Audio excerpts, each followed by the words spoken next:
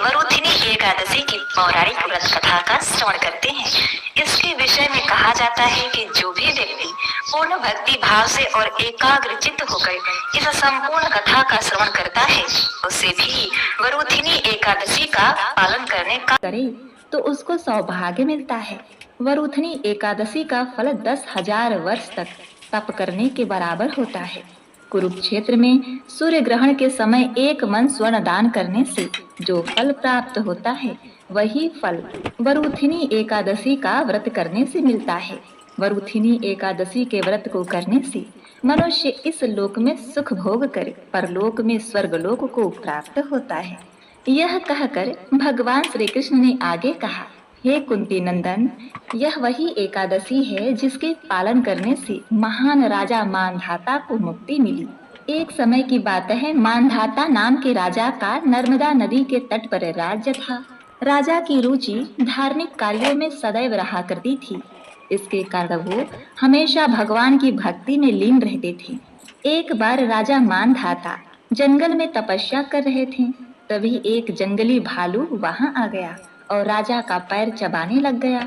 लेकिन राजा तनिक भी इस घटना से भयभीत नहीं हुए और उन्होंने अपनी तपस्या जारी रखी।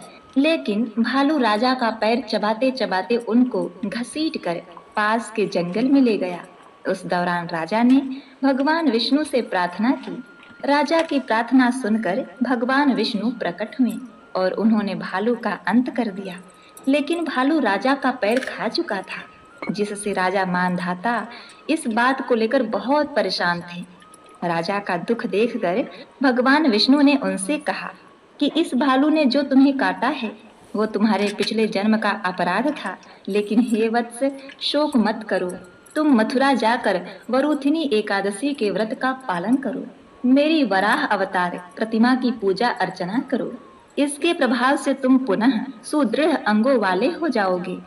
भगवान की आज्ञा मानकर राजा ने मथुरा जाकर श्रद्धा पूर्वक व्रत का पालन किया।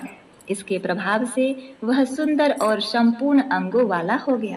इस प्रकार से वरुथिनी एकादशी व्रत के प्रभाव से राजा मानधाता को उनके कष्टों से मुक्ति प्राप्त हुई।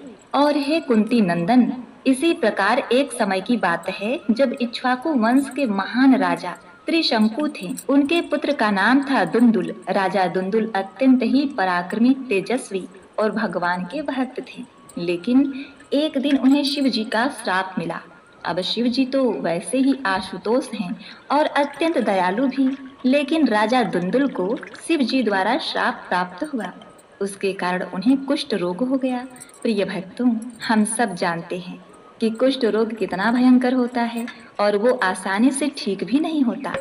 किंतु जैसे ही राजा दुंदुल पाप नाशनी पुण्य प्रदायिनी वरुथिनी एकादशी के महात्म्य के विषय में उन्हें ज्ञात हुआ, उन्होंने इस वरुथिनी दुंदुल राजा दुंदुल अत्यंत ही पराक्रमी, तेजस्वी और भगवान के भक्त थे।